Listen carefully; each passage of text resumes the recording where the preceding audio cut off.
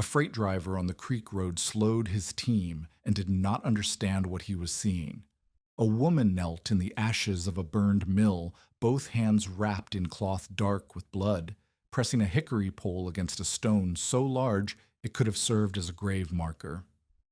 Frost covered every surface around her: the charred timbers, the broken foundation, the canvas slung between two posts where she apparently slept. But the mud nearest the stone was bare, wet, as if the ground itself were breathing. The driver watched her lean into the pole. The stone did not move. She adjusted something beneath it, leaned again. A quarter-inch of daylight opened under the rim, and the woman's hands began to shake, not from strain, but from something else entirely. Alma Whitcomb had not planned to buy a ruin. She had planned to die indoors. 2 years after her husband's lungs filled and stopped, Alma stood in the Cottonwood Creek Township office with $31 in a leather fold and signed her name to a sheriff's deed for the burned Hartley Mill lot. The clerk did not look up. He stamped the paper, slid it across pine that smelled of tobacco spit and turpentine, and said, "Lot 19, 6 miles east on the creek road. Buyer assumes all liens and conditions as is." As is meant a stone foundation with 3 standing walls, a collapsed roof, no well, no outhouse, and a 500-pound millstone sitting flat in the center of the only buildable ground. The 4th wall had fallen inward during the fire that killed the mill 2 summers before. The creek ran a mile south, shallow enough to freeze solid by December. The nearest neighbor was Hiram Dolly, a wheat farmer whose land started where the mill road turned to mud. Alma knew all of this. She had walked the lot twice in October, once in morning frost and once in afternoon rain, and both times she had stood over that millstone and felt the weight of it in her knees before she ever touched it. She bought it anyway. She bought it because the room above the wash house in town, the room she had rented for 14 months since the boarding house raised its rates, belonged to the owner's son now. He wanted it back. He wanted it back in 12 days. 12 days. That was the number Alma carried like a stone in her chest. 12 days before the first deep freeze locked the ground, sealed the creek, and turned every unsheltered surface into a killing floor. She could not go to her niece in St. Paul because her niece's husband had made it plain that his house held no room for aging women who could not pay board. She could not take the railroad east because she owed Lucius Brandt $9 at the general store and had spent the rest on the deed. She could not stay in town because there was no room left in town that would take a woman with empty pockets and no husband's name to borrow against. The mill lot was not a choice. It was the only door still open. She arrived on the 3rd of November, 1880, with a handcart borrowed from the wash house. In it, 2 wool blankets, a cast-iron stoveplate cracked along one edge, 3 roof poles she had pulled from a collapsed privy behind the church, a canvas tarp, a hand axe, a tin pail, and a sack of cornmeal that would last 6 days if she ate once daily. She did not own a saw. She did not own a hammer. She did not own rope. The mill lot greeted her with silence and the smell of wet char. Frost had come early that week, and the burned timbers wore a skin of white that cracked under her boots. The foundation stones, good limestone, the only thing the fire had not ruined, formed a rectangle roughly 16 by 20 feet. Inside that rectangle, dead center, the millstone sat like a plug in a drain. Granite and burr composite, 4 feet across, flat on the ground, sunk an inch into frozen mud. It had fallen from its cradle when the mill frame collapsed, and no one had moved it because no one had reason to move 500 pounds of stone from a lot no one wanted. Alma set the handcart down. She pressed both palms against the stone's rim. Cold ate through her gloves. She pushed. The stone did not shift. She braced her boots against a foundation block and pushed again, arms locked, weight forward. Nothing. Not a tremor.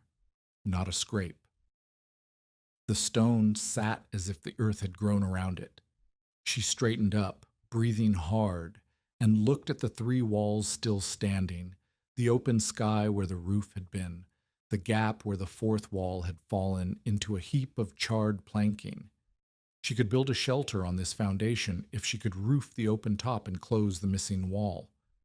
The limestone was sound, the floor was flat, but the stone blocked the center, and without moving it, she could not lay a sleeping platform, could not position the stove plate, could not create the single room she needed to survive.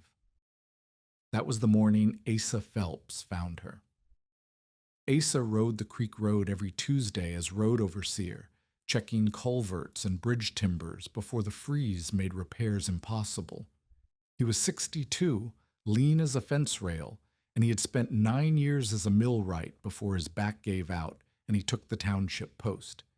He knew mills, he knew millstones, and he knew what he was looking at when he saw a woman alone on a burned lot with a handcart and no team.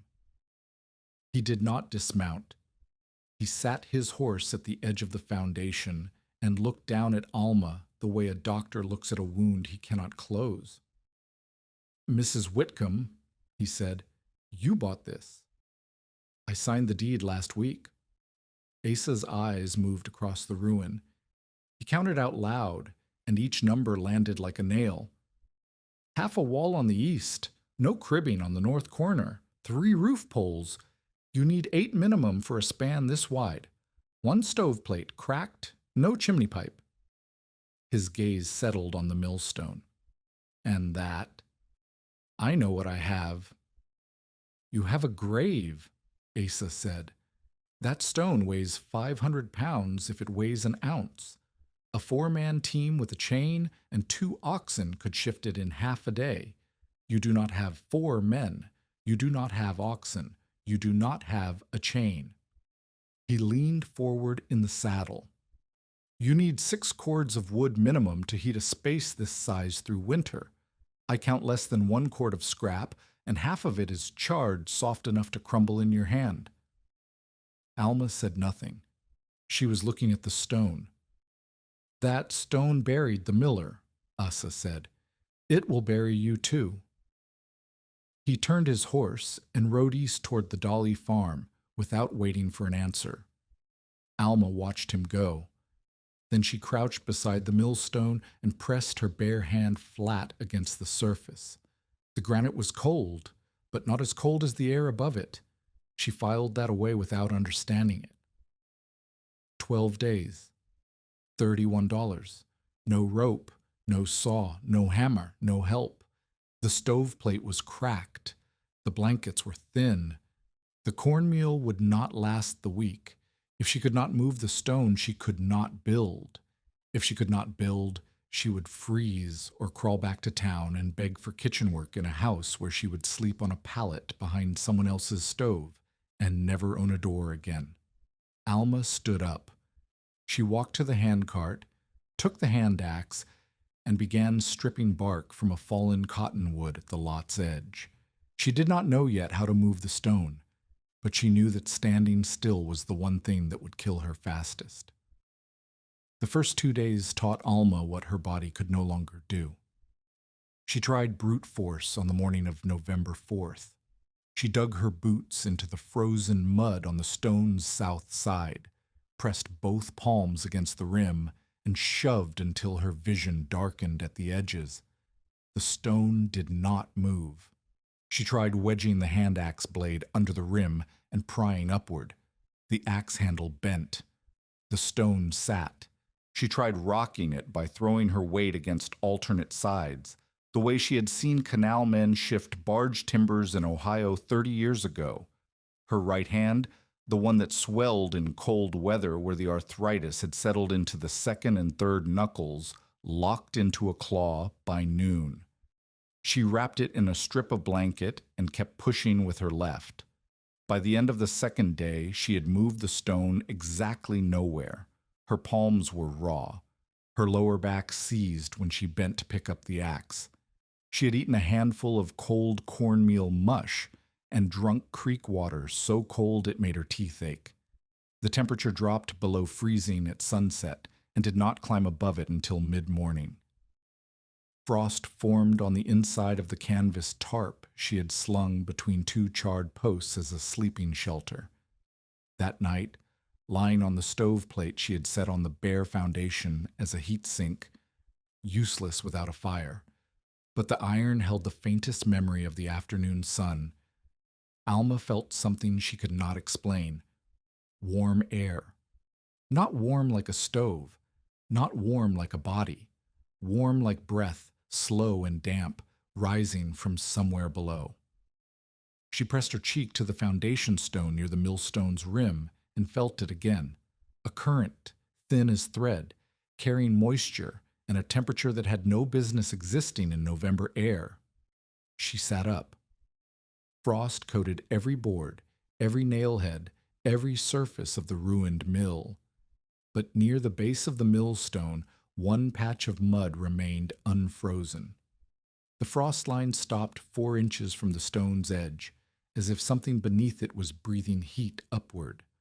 Alma's father had been a canal laborer in Ohio before the work broke his shoulders. When Alma was 9, he had taken her below a spring house near the towpath and pressed her small hand against the brick wall. The brick was damp and cool, not cold. "Feel that," he said. "Buried water stays patient. It does not care about the season above." She had not thought about that moment in 40 years. Now it returned whole, the mineral smell of wet brick, the candle smoke curling against low stone, the hollow sound when her father tapped the wall, and the echo came back wrong, as if the brick were a lid on something deeper. Alma did not know what was beneath the millstone. She did not know if it was a root cellar, a cistern, a collapsed void, or simple rot. But she knew 2 things. The stone was capping something, and whatever it was held warmth that the surface did not. She had to move the stone, not by pushing, not by brute force.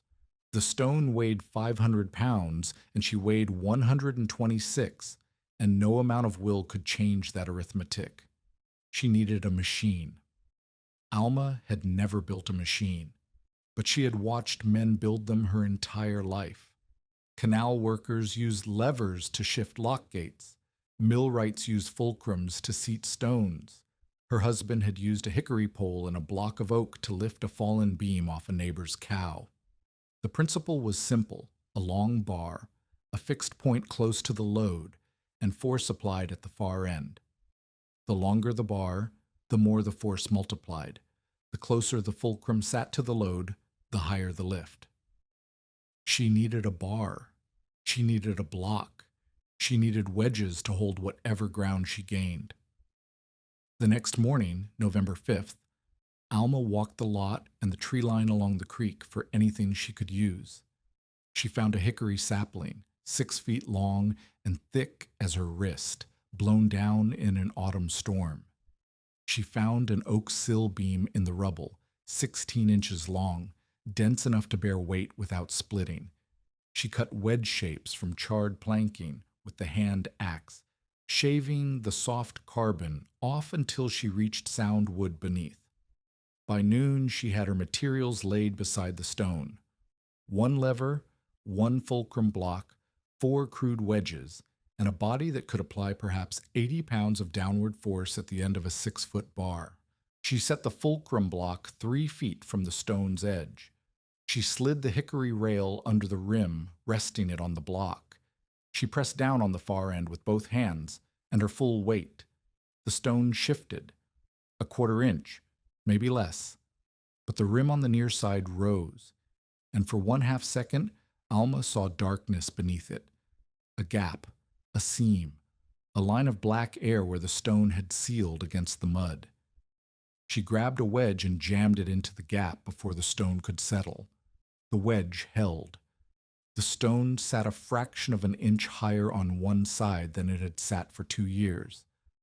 Alma's hands were shaking, not from cold, from the knowledge that the stone could be moved, not by strength, by patience, by lever, by wedge, by inches. She reset the fulcrum, pressed again, gained another sliver, drove a second wedge beside the first. The stone was now perhaps half an inch higher on its south rim. At this rate, she would need a week to clear enough space to see what lay beneath. She did not have a week. She had 10 days before the freeze. But 10 days of quarter inches was still 10 days of movement, and movement was the only currency that mattered. That evening, Hiram Dolly walked the mill road with his dog and stopped at the edge of the lot. He was 46, thick through the shoulders, weathered in the way that wheat farmers weather, not old, but dried out, as if the wind had taken a percentage of him every year. He watched Alma wedging the stone and said nothing for a full minute. "Mrs. Whitcomb," he said at last, "what are you doing?" "Moving this stone." Hiram looked at the stone. He looked at the hickory rail, the oak block, the wedges. He looked at Alma's wrapped right hand and the blood stain seeping through the cloth on her left palm. "You will spend a week gaining 2 inches and lose the weather doing it," he said. His voice carried no malice. He sounded tired. "Sell the deed back to Brant. He will clear your account. Take kitchen work at the Ordway house. Mrs. Ordway needs a cook, and you would have a room with a stove." "I had a room," Alma said. "It was taken back." "Rooms are taken back. That is how rooms work. Land stays if you can hold it." He paused. "You cannot hold this." Alma did not argue. She slid a splinter of oak beneath the raised edge and tapped it firm with the axe head. 2 inches is a door," she said, "if you keep making it." Hiram stared at her. Then he turned and walked back toward his farm, the dog trotting at his heel. He did not offer help. He did not offer tools. He offered the advice of a man who had watched the frontier crush better supplied people than Alma Whitcomb, and he delivered it with the flat certainty of someone who believed he was right. Alma drove another wedge. The stone crept upward. Darkness breathed beneath it. Word spread the way it always did in a settlement of 40 families and one store. By the 6th of November, 3 days after Alma began her lever work, Lucius Brant knew everything. Brant was 49 and had operated the Cottonwood Creek General Store for 11 years. He extended credit to farmers, bought distressed property when debts came due, and held options on 3 parcels along the creek where the railroad spur might want to extend if the county commissioners approved the survey. The burned Hartley Mill lot sat on the 4th parcel. He had expected to buy it at the sheriff's sale for back taxes, and he would have, except that Alma Whitcomb had appeared at the township office with cash and signed first. Brant did not hate Alma. He simply needed her to fail, and he was patient enough to let winter do the work. At the store counter that morning, Brant stood with his arms crossed and addressed 3 farmers buying salt and nails. "Mrs. Whitcomb bought herself a grave with a millstone lid," he said. His voice carried the tone of a man sharing a weather report. "She's out there now, prying at it with a stick. 1 woman, 1 stick, 500 pounds of granite. The arithmetic does not require a scholar." The men laughed. Not cruel laughter, the reflexive kind, the sound people make when the only alternative is pity. "She asked me for rope on credit yesterday," Brant continued. "I told her I would extend rope if she signed a quitclaim option on the lot. She refused." He shook his head. Pride is expensive in November. By that afternoon, boys from 2 farms had walked the creek road to watch. They stood at the lot's edge and observed Alma lift, wedge, reset, lift. One of them, a 14-year-old named Carver, asked if she was teaching the rock to walk.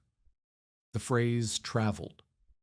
Within 2 days, half the settlement referred to Alma's work as the widow's walking lesson. The women were harder to read.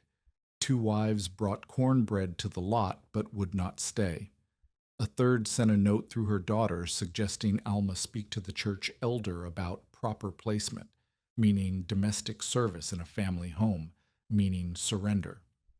Alma thanked the daughter, ate the cornbread, and drove another wedge. On November 7th, Brant rode to the mill lot himself. He sat his horse the same way Asa had, looking down, but where Asa had calculated and concluded, Brant assessed and offered. He was a businessman. He recognized that Alma's stubbornness was a negotiating position, and he intended to buy it.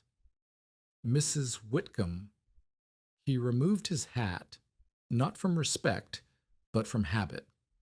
He removed his hat whenever he was about to name a price. I am prepared to clear your $9 account and give you an additional $5 in cash for the deed to Lot 19. You would walk away free and clear with money in your hand. Alma was on her knees beside the stone, resetting the fulcrum block. She did not look up. I paid 31 for it. You paid 31 for ashes and a stone you cannot move. I am offering you $14 for a clear conscience and a warm room before the freeze. The deed is mine.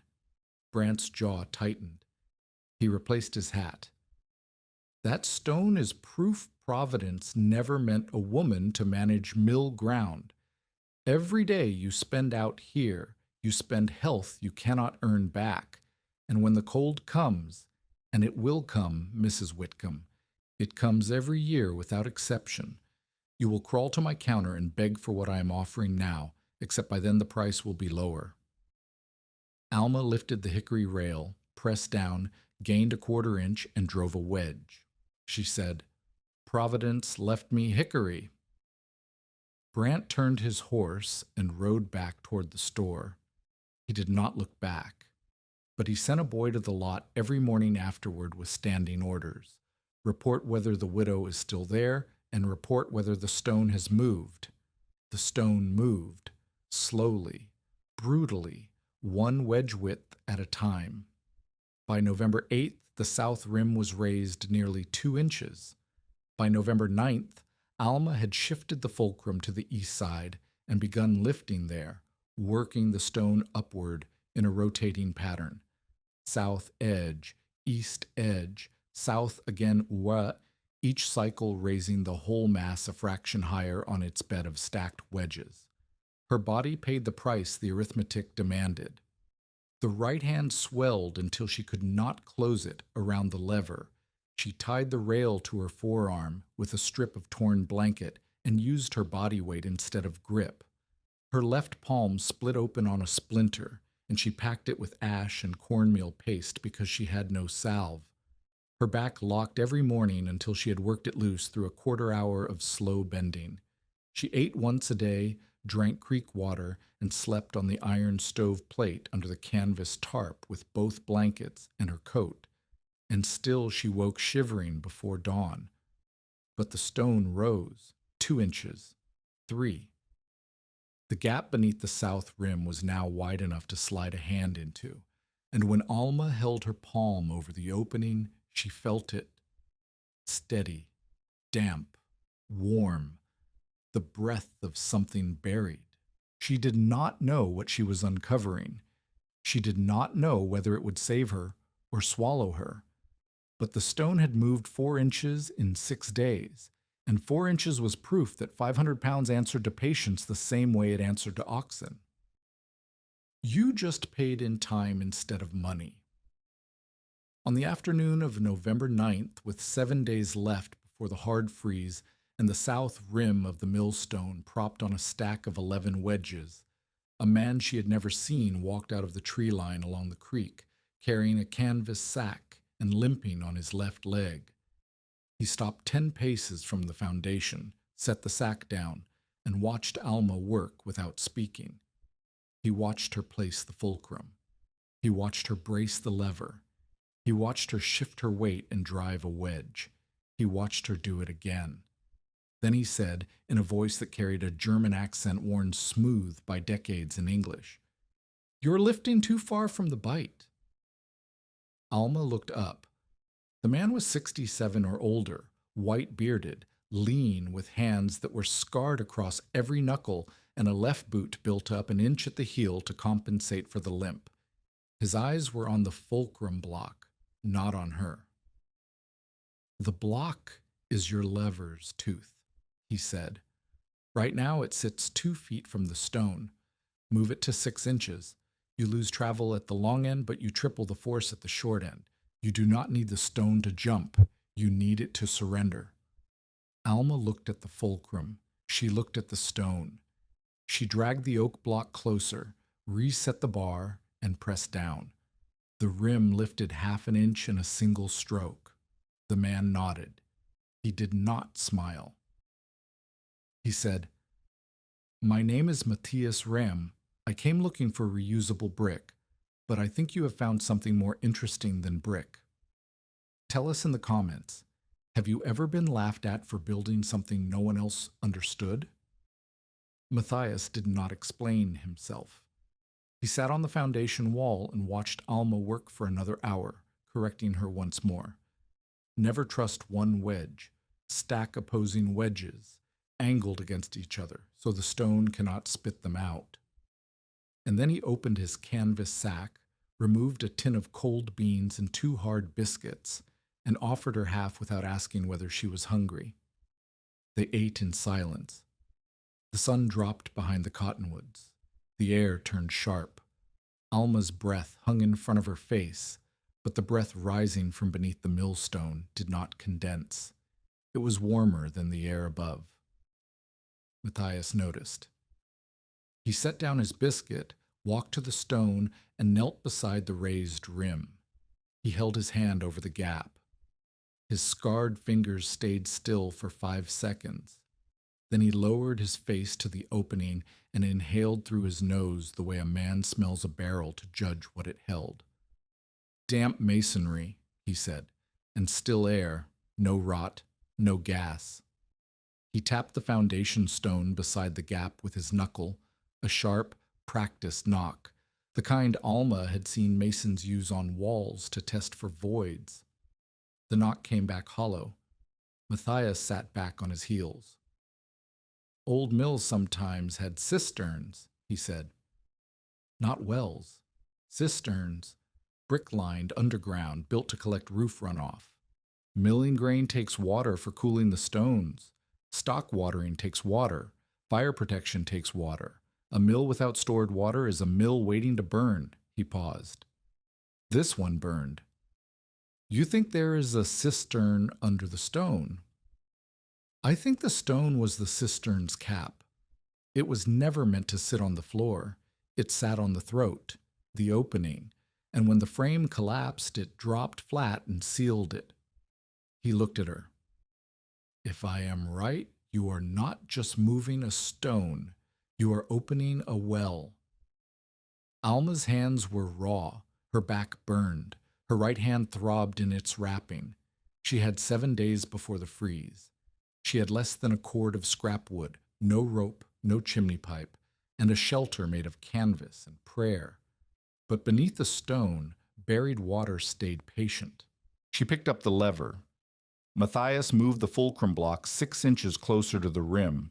They worked together until dark, and by the time the stars came out and the temperature dropped below 20 degrees, the south edge of the millstone had risen 5 inches from the mud, and the darkness beneath it breathed warm and steady, like a lung that had been holding its breath for 2 years. Neither of them said what they were both thinking. If the cistern held water, liquid water, water that did not freeze because it sat below the frost line, water that the earth itself kept warm, then Alma Whitcomb had not bought a grave. She had bought the only well in Cottonwood Creek that winter could not kill. But she did not know that yet. And the freeze was coming. Chunk 2 continues. November the 10th. 6 days before the hard freeze, Matthias returned at first light carrying a mason's hammer, a cold chisel, and a coil of rope so old the hemp had turned the color of creek mud. He did not explain where the rope came from. He set it beside the foundation and said, "Show me what you gained overnight." Alma had gained nothing overnight. Overnight, she had lain on the iron stove plate under two blankets and listened to the wind strip the last leaves from the cottonwoods and felt the cold settle into her joints like water into sand. The temperature had dropped below 20 degrees for the third straight night, and her right hand had swollen so badly by morning that she could not untie the blanket wrapping without using her teeth. But the wedges held. The stone had not settled. 5 inches of clearance on the south rim, 3 on the east, and beneath it the steady pulse of warm air that Matthias had identified as damp masonry breathing. "Good," Matthias said, studying the wedge pattern. The stone did not spit them, opposing wedges held. He crouched and ran his finger along the mud seal where the north rim still sat flush against the ground. "Today we work the north side. When all 4 edges are raised, we can walk the stone off the throat." "Walk it?" "Lever one side up. Shim it. Lever the opposite side. Shim that. Back and forth. The stone will tilt its way off center 1 inch at a time until the throat is clear." He paused. "It will take 2 days, maybe 3. Your hands will get worse before they get better." Alma held up her wrapped right hand. The knuckles were purple where the wrapping did not cover them. "They are already worse." "Then they have nothing left to lose." Matthias picked up the lever. "That is the only advantage of a ruined hand. It cannot disappoint you." They worked the north rim through the morning. Matthias taught her the second principle of wedge work. Never drive a wedge straight in. Angle the first wedge from the left, the second from the right, so they locked against each other like teeth in a jaw. If one slipped, the other caught. If the stone dropped, the crossed wedges would bind rather than shoot free. Alma had been stacking wedges flat, which meant any one of them could have been expelled under load and taken her ankle with it. "This is how quarrymen die," Matthias said, tapping the crossed pair with the mason's hammer. "Not from the stone falling, from the wedge leaving. A flying wedge is a bullet made of oak." By noon, the north rim was up 3 inches. Alma's left palm reopened along the split from 2 days earlier, and she wrapped it with a strip cut from her second blanket. She was now using pieces of both blankets for bandages, which meant less insulation for sleeping. The arithmetic was simple. Every injury cost warmth, and warmth was the only currency she could not earn back. Matthias sat on the wall and ate a cold potato. He offered Alma half. She took it without pride, because pride cost calories, and she had spent the last of those on the north rim. "Why are you helping me?" she asked. Matthias chewed slowly. "Because you are not guessing," he said. "I watched you for an hour before I spoke. You placed the fulcrum, you tested the angle, you observed the result, and you adjusted. That is not desperation. That is method. Desperate people shove. You measured. I was shoving 2 days ago. Everyone shoves first. The ones worth teaching are the ones who stop." That afternoon, Matthias showed her the third skill, sounding masonry. He picked up a piece of broken brick from the rubble, walked to the standing east wall, and tapped it at intervals along its length, low, middle, high. Each tap produced a different sound. Solid brick returned a flat, dead knock.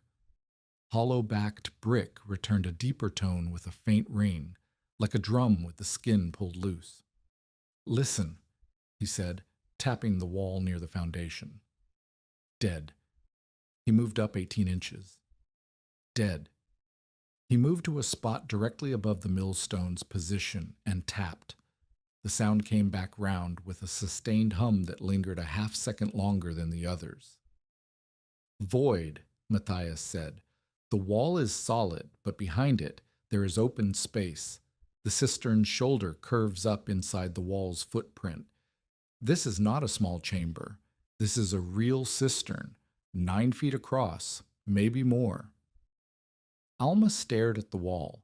She had been sleeping 6 feet from a structure she did not know existed, hearing nothing, feeling only the faint warmth through the foundation. How deep? We will not know until the stone is off the throat, but mill cisterns in this country ran 15 to 20 feet, deep enough to sit below the frost line, deep enough to hold water through winter. Water through winter. The words landed in Alma's chest and stayed there. Every settler in Cottonwood Creek hauled water from the creek or pumped it from shallow hand-dug wells. When the creek froze, they chopped ice and melted it, a process that consumed firewood at a rate of nearly a quarter cord per week for a single family. When the wells froze, the pump handles cracked, the pipes split, and the buckets came up empty. Water in winter was not a convenience. It was a daily battle that consumed fuel, time, and strength. If the cistern held liquid water below the frost line, Alma would not need to chop ice.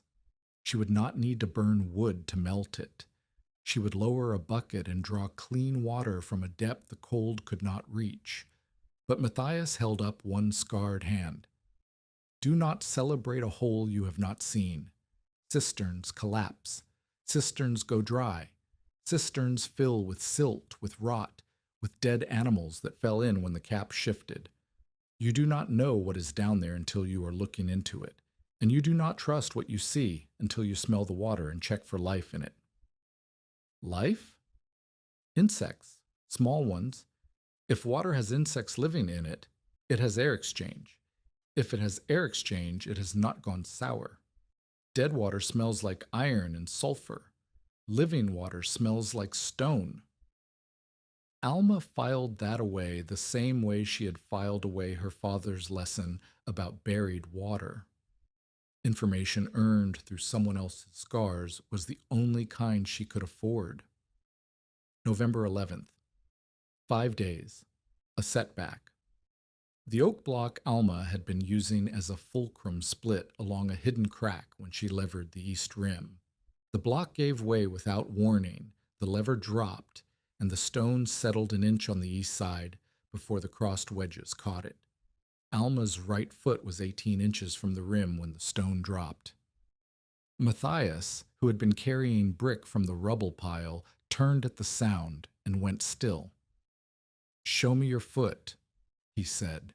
It missed. "Show me your foot." She pulled off her boot. Her ankle was unmarked. Matthias exhaled through his nose and said nothing for 10 seconds. Then he said, "A split fulcrum is a broken promise. From now on, test every block before you trust it. Tap it. Press it. If it gives under your hand, it will give under the stone, and the stone does not care where your bones are." Alma found a second block, a piece of limestone foundation that had cracked free during the fire, 6 inches thick and dense enough to ring when struck. Matthias tested it with 3 hammer taps and nodded. They resumed. The weather helped nothing. Rain came on the afternoon of the 11th, turning the ash bed to a gray paste that sucked at their boots and softened the ground beneath the wedges. Matthias drove the wedges deeper to compensate. But 2 of the oak shims, the charred ones Alma had cut on her first day, crumbled under the wet. They replaced them with green cottonwood splits, which held but would compress over time. That evening, Hiram Dolly's 12-year-old daughter appeared at the edge of the lot. Nell was small for her age, dark-haired, quiet in the way that children who listen more than they speak are quiet. She did not come onto the foundation. She set a coil of worn clothesline and a sack of boiled potatoes on the ground near the road, looked at Alma for 3 seconds, and walked back toward the Dolly farm without a word. Alma picked up the potatoes. They were still warm. She brought them to Matthias, and they ate together on the foundation wall, watching the rain thin to mist and the temperature drop as the clouds cleared. The clothesline was frayed but sound, 40 feet of braided cotton that could serve as a bucket line.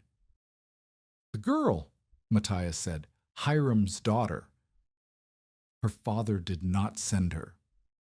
No, Alma agreed. He did not. Matthias bit into a potato and said, "The ones who help without being asked are the ones who have needed help without receiving it." November 12th, 4 days. Matthias disappeared. His lean-to beside the foundation was empty when Alma woke, and his tools were gone. She waited an hour, then two, then began working alone. The west rim was the last edge still flush with the ground, and without Matthias to steady the lever while she drove wedges, each lift became a two-stage gamble: press down, hold with one arm, reach for the wedge with the other, pray the lever did not slip. By mid-afternoon, she had gained 2 inches on the west rim. The stone was now raised on all 4 sides, 5 inches south, 4 east, 3 north, 2 west, propped on a bristling grid of crossed wedges like a table on uneven legs. Warm air poured from every gap. The smell had changed. Not rot, not sulfur. Stone and water and something mineral, like the inside of a clay jar that had been sealed for years. Matthias did not return that day. He did not return the next. Alma learned later that his cough, the one she had heard but not questioned, had worsened into a fit that left him on his hands and knees in the tree line, spitting blood into the leaves. He had crawled to a hay shelter on the Ordway property and slept there for 2 days until the coughing subsided enough for him to walk. She did not know this on the 12th. She knew only that she was alone again, that the stone was almost free, and that the ground was beginning to harden in a way that meant the deep freeze was coming sooner than 12 days. The soil at the lot's edge crunched underfoot by morning and did not soften until noon. The creek, when she walked to it for water, had a skin of ice along both banks. 4 days. Maybe fewer. On the morning of November 13th, with 3 days remaining by her original count, and possibly fewer by the weather's count, Alma positioned the fulcrum on the south side for the final sequence. The stone needed to walk, tilt south, shim, tilt north, shim, tilt south again, until its center of gravity shifted far enough from the throat opening to clear it. Each cycle would move the stone perhaps an inch laterally. The throat, based on the gap she could see, was about 18 inches across. 9 cycles, 9 tilts. 9. 9 chances for a wedge to fail, a lever to slip, or the stone to roll sideways and crush whatever was beneath it. She set the lever. She pressed. The stone tilted south, and the north rim lifted. She shoved a wedge under the north side. She moved the fulcrum north. Pressed again. The stone tilted back, and the south rim lifted higher. Another wedge. The stone's center shifted 1/2 inch south. She did it again, and again. Her arms shook. Her right hand was a knot of swollen flesh inside its wrapping, and she could feel the lever grinding against bone where the cloth had worn thin. Her breath came in short gasps that turned to vapor and vanished. By noon, the stone had walked 2 inches south. By late afternoon, 4. At dusk, with the temperature plunging and her fingers too numb to feel the wedge faces, she drove the final shim and stepped back. The throat was open.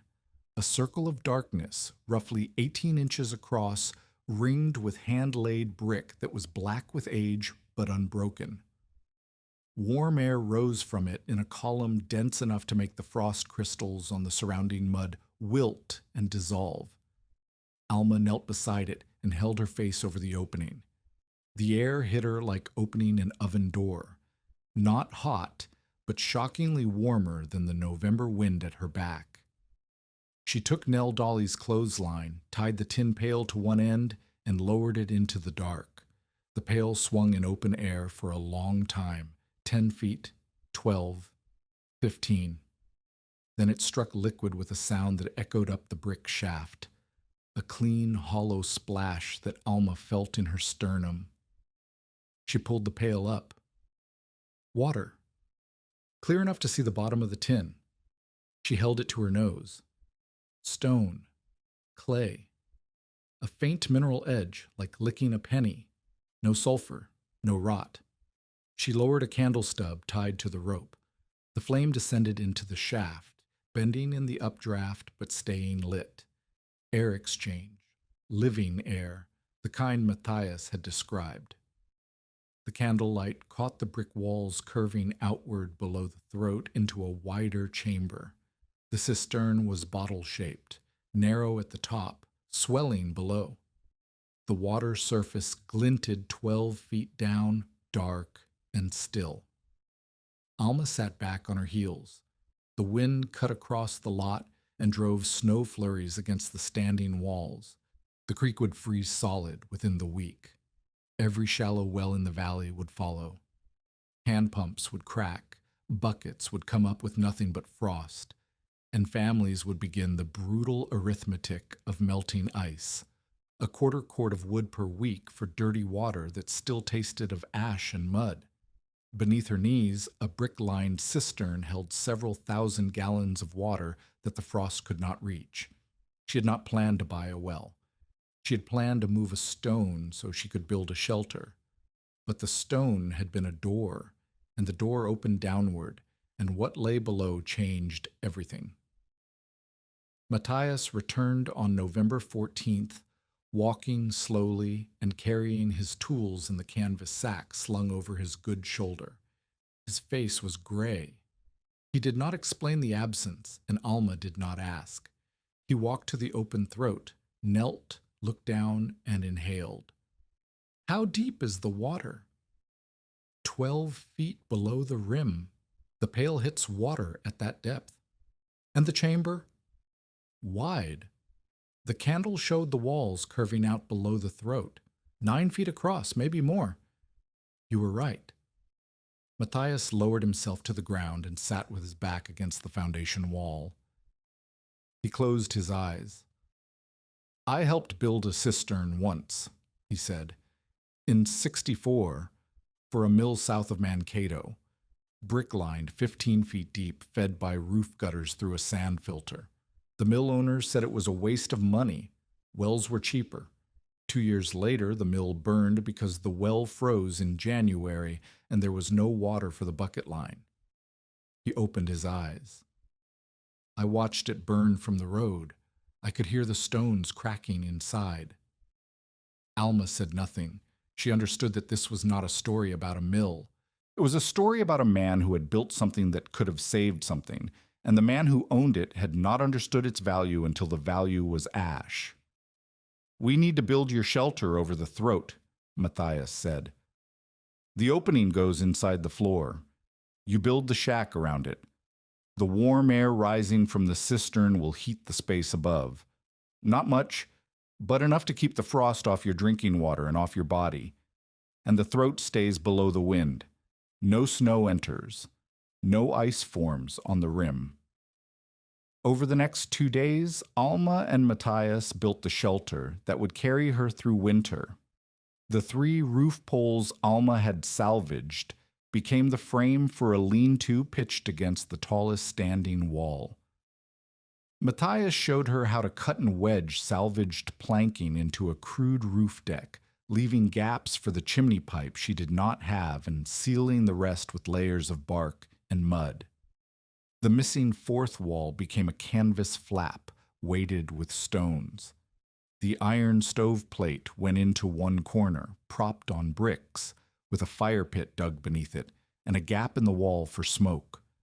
The cistern throat sat in the center of the floor, covered with a plank that could be slid aside for drawing water, and replaced to hold the heat in. The shelter was ugly. It was drafty. The canvas wall billowed in every gust, and the roof leaked where the mud had not set. But the air inside was 10 degrees warmer than the air outside because the cistern breathed, and its breath carried the earth's own heat up through the throat and into the room where Alma slept. On November 15th, one day before the hard freeze, Alma marked the cistern's water level with a charcoal line on the brick inside the throat. She drew 2 pails and carried them to the stoveplate to heat for washing. The next morning, she checked the mark. The water level had dropped 2 inches. 2 inches in one day, from 2 pails drawn. She calculated roughly. If the cistern held several thousand gallons and she drew 2 pails per day, 4 gallons, the level would drop slowly. She could sustain daily water use for months without the cistern running dry. If rain or snow melt fed into the old gutter channels she had not yet found, the level might even recover. Outside, the temperature dropped below 15 degrees and stayed there. The creek froze from both banks inward. By November 17th, the ice was 4 inches thick at the center. By the 20th, Hiram Dolly's shallow well pump froze and cracked the handle. By December 1st, Asa Phelps was hauling ice from the creek in a sled and melting it over a fire that consumed 1/5 of a cord every 3 days. Alma drew water from the cistern every morning. The water was cold but liquid. It tasted of stone and clay. It did not need to be melted, did not need fuel, did not need chopping or hauling or fire. She lowered the bucket, pulled it up, and drank. The skeptics held their positions. Asa stopped by on his rounds and looked at the shelter with the expression of a man watching someone build a raft out of kindling. "Underground water sours," he said. "By January it will taste like a drain, and you will be boiling it over a fire you cannot feed."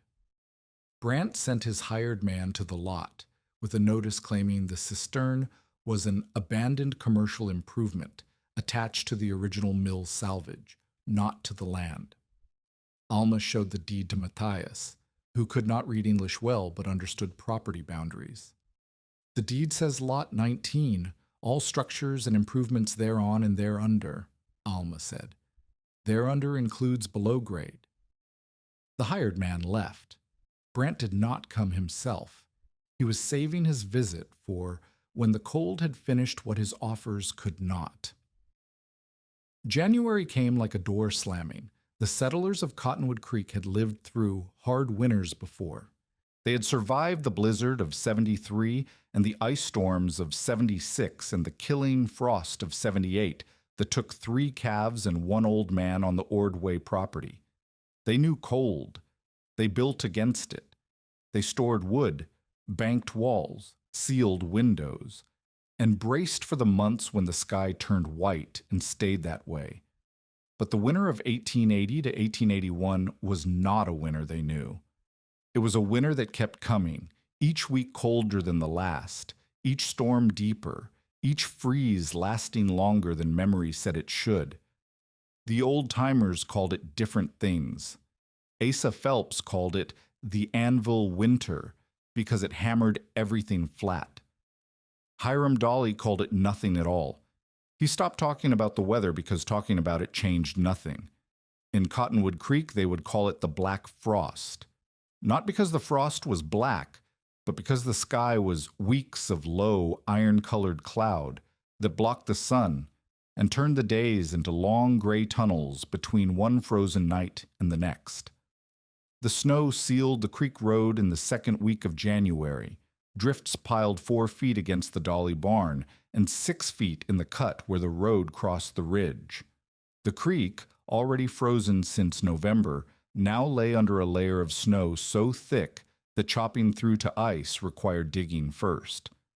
Farmers who had relied on creek ice for water found themselves burning wood to reach the ice and then burning more wood to melt it. The arithmetic was killing them. A quarter cord per week just for water, a cord per week for heat. Wood piles that should have lasted until March were half gone by the middle of January. The shallow wells failed first, not all at once, in sequence, like candles blown out by the same breath moving down a row. Hiram's pump had cracked in November. By January, the Schuster well froze at 14 feet. The Gregg well froze at 12. Hand pumps burst. Rope buckets came up sheathed in ice and empty inside. The water was still there, somewhere below the frost, but the equipment to reach it was broken, frozen, or both, and the deeper water sat behind walls of ice that no hand tool could penetrate. Asa Phelps's household pump handle snapped on the 14th of January. The iron crystallized in the cold and broke at the joint where the handle met the shaft.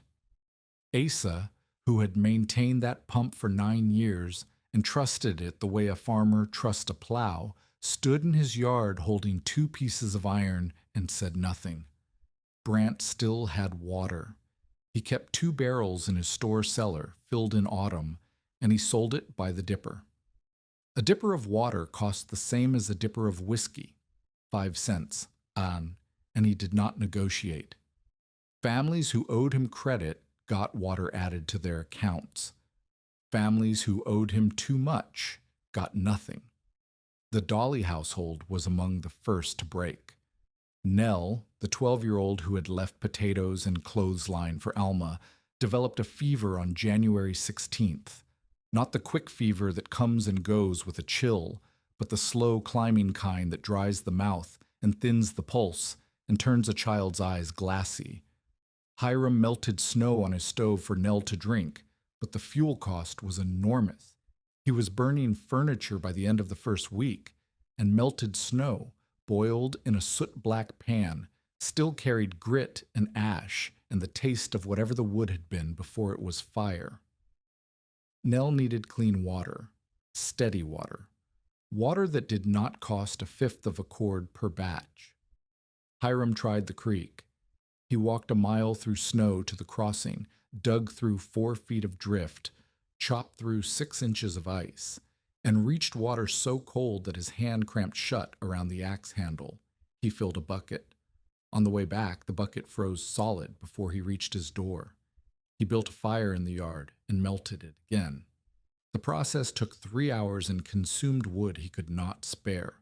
That night, Hiram cut his hand to the bone on the axe blade. The wound opened across the meaty part of his palm, deep enough to show white. His wife, who had no medical supplies beyond clean cloth and lard, bound it and told him to stay inside. Hiram sat beside Nell's bed and watched his daughter shiver and asked for water she could keep down. Alma heard about the hand from the Gregg boy who passed the mill lot on his way to check his family's snare line. She did not wait for Hiram to ask. She lowered 2 pails from the cistern, carried them to the Dolly farm through knee-deep snow, and set them inside the door. Hiram looked at the pails. He looked at Alma. He said, "I told you to sell the deed." "I did not sell the deed." "No," Hiram said. "You did not." He took the water to Nell. Alma walked back to the mill lot in the dark. That was the first gift. It would not be the last. If you're invested in this story, stay with us, Sam, because what happens in the next few hours decides whether that hidden water saves the valley or disappears beneath the ice. By the 3rd week of January, every household within 3 miles of Cottonwood Creek knew about the widow's cistern. They knew because Hiram told his wife, and his wife told the Gregg woman, and the Gregg woman told her sister at the Ordway property.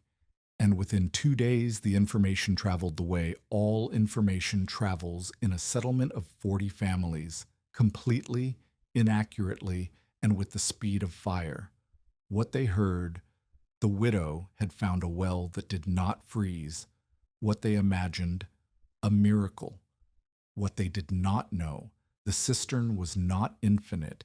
The access was a single throat 18 inches wide inside a shack that barely kept the wind out, and the only equipment was a lard pail bucket on a clothesline rope. Asa Phelps was the first to come formally. He arrived after midnight on January 22nd, carrying a lantern and no pride. The temperature had dropped below 0 for the 8th consecutive night. His pump was broken. His wood pile was shrinking. His wife had stopped complaining about the cold, which frightened him more than the complaining had, because it meant she was saving her energy. Asa stood outside Alma's canvas door and called her name. She slid the plank aside, lowered the bucket, and drew up water. She poured it into his pail. He drank in front of her, a long, steady pull, the water streaming down his beard. He set the pail down and said, "I owe you an apology." "You owe me nothing. I told you the stone would bury you." "The stone did not bury me." Isa nodded slowly. "No," he said, "it did not." He took his pail and walked home through the snow. The lantern swung in the dark until it disappeared beyond the ridge. After Asa came others. The Schuster family. The Gregg boys' mother, carrying an empty jar in each hand. A bachelor named Peter Venn, 63, who lived alone on a quarter section east of the Dolly farm, and who had been melting ditch ice in a soot-black pan for 9 days. Venn arrived delirious, mumbling about iron in the water, his lips cracked and his hands shaking. Alma gave him 2 dippers from the bucket and sat him beside the stoveplate until his eyes cleared. Then Brant's hired man came. He arrived on the morning of the 23rd day, not with an empty bucket, but with a document. Brant had drafted a notice claiming emergency authority over the cistern as a public water resource under the township's power to allocate essential supplies during crisis. The legal standing was dubious. Matthias, who had seen similar claims used against German settlers in the 60s, called it paper with a gun behind it. But the intent was clear. Brant wanted control of the water so he could sell it by the dipper, the way he sold everything else. Alma read the notice. She set it on the stove plate and let it curl in the heat. "Tell Mr. Brant," she said to the hired man, "that the deed says they're under, and my water stays under my roof." The hired man left. Brant did not come himself. He was conserving his own barrels and waiting for the cold to make Alma desperate enough to negotiate. But the cold was making everyone else desperate first. The worst night came on January 25th. The temperature fell to 22 degrees below zero, a number that stopped being weather and became violence. Frost pushed through every wall in the valley. Ice formed on the inside of windows, on the inside of doors, on blankets, on beards, on the water in cups set beside beds. The air itself seemed to thicken, as if the cold were a substance that could be poured. Alma's cistern held. The water 12 feet below the frost line sat at a temperature the earth maintained. Cold, yes, but liquid. She lowered the bucket, and it came up full. She lowered it again, and it came up full again. The rope froze stiff between draws, and she had to flex it over the windlass, a simple wooden cylinder Matthias had rigged before his lungs worsened, to keep it from locking into a rigid coil. But the water came. She rationed, 1 pail per household per day. Families sent 1 person with 1 container, and Alma filled it and sent them home. She drew from the cistern at dawn and at dusk 12 pails total, and she marked the level each morning with charcoal. The line dropped, a ½ inch per day. The math said the cistern could sustain this rate for weeks, perhaps longer if she reduced the draw when fewer people came. The wind drove snow through a seam in the roof on the night of the 26th. Alma woke to powder on her face and a drift forming against the cistern throat. If snow packed into the opening, the warm air column would collapse and ice could form on the rim. She dragged herself up, swept the opening clear, and weighted the cover plank with the heaviest stone she could carry. Then she hung a blanket as a baffle between the throat and the leaking seam, sacrificing insulation from her bed to protect the water. She was now sleeping with 1 blanket, no stove fire. The scrap wood was gone, and the cistern's rising warmth as her only heat source. She lay beside the throat cover and felt the damp air seep around the plank's edges and settle over her like a breath. It was not warm, it was less cold. At 22 below zero, less cold was the difference between waking and not waking. Matthias came the next morning, walking through the snow with a scarf wrapped over his mouth, and his canvas sack clutched against his chest. He was coughing in sequences. 4, 5, 6 coughs, then a long silence, then another sequence. He did not sit. He went straight to the throat and inspected the windlass. "The rope is fraying at the crossbar," he said. "If it parts, the bucket drops and you lose it. You need a second line."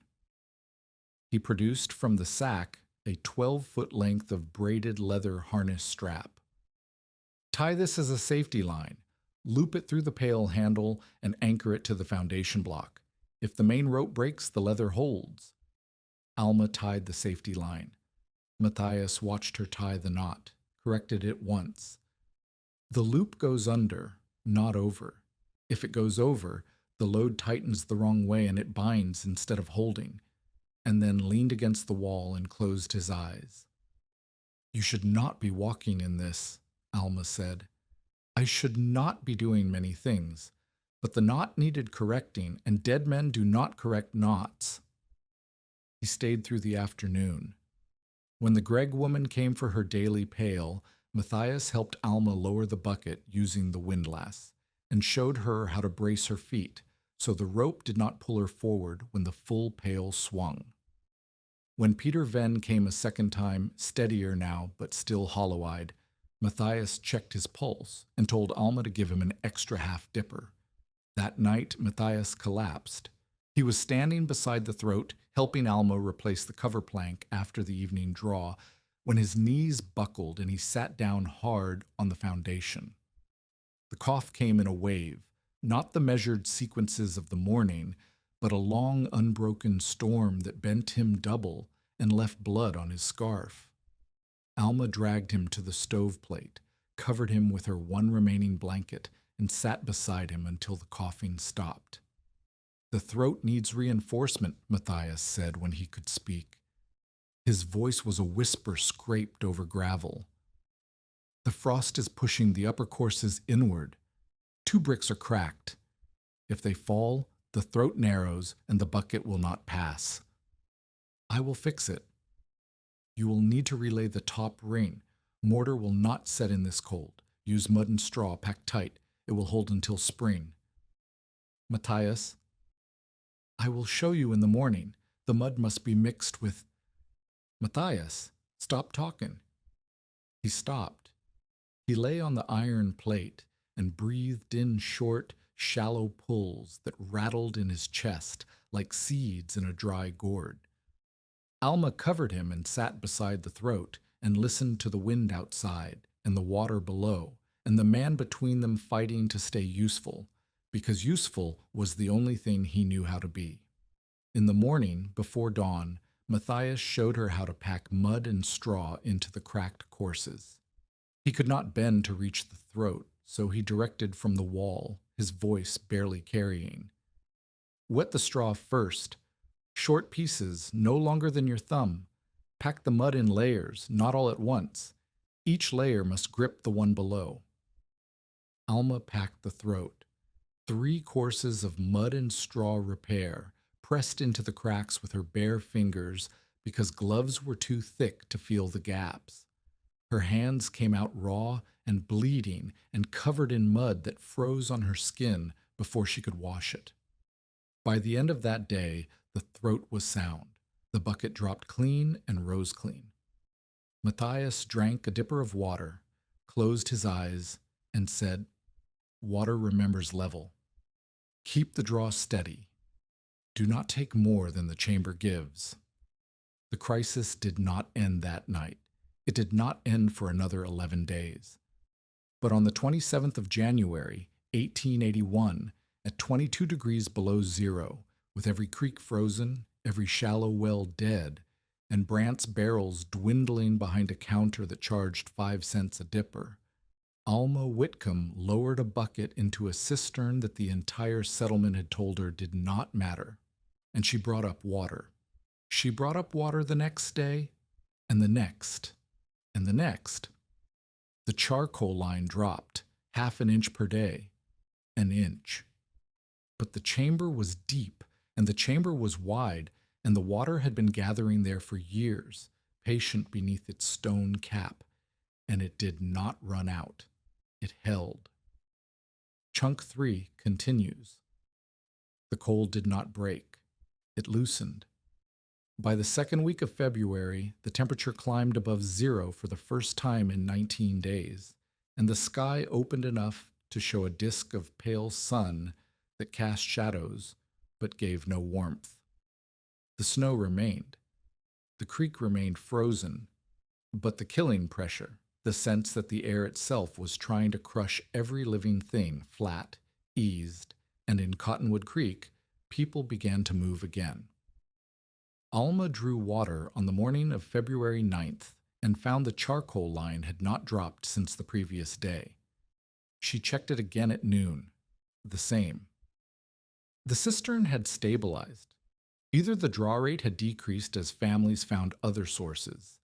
A few wells had begun to seep again in the relative warmth, or moisture was entering the chamber through cracks in the old gutter system that she had not yet mapped.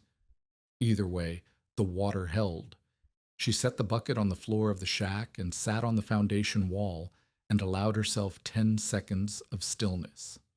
Not relief, not celebration. Stillness. The kind that costs nothing and replaces nothing but exists in the gap between one crisis and the next, and she had learned that those gaps were the only rest the frontier offered. Then she stood up and went back to work. Asa Phelps returned on a Tuesday. He came on foot this time, not on horseback, because his horse had gone lame on the ice in late January and he had not yet reshod it. He carried a cloth sack with 4 pounds of salt pork and a ball of twine, and he stood at the canvas door of Alma's shack and removed his hat.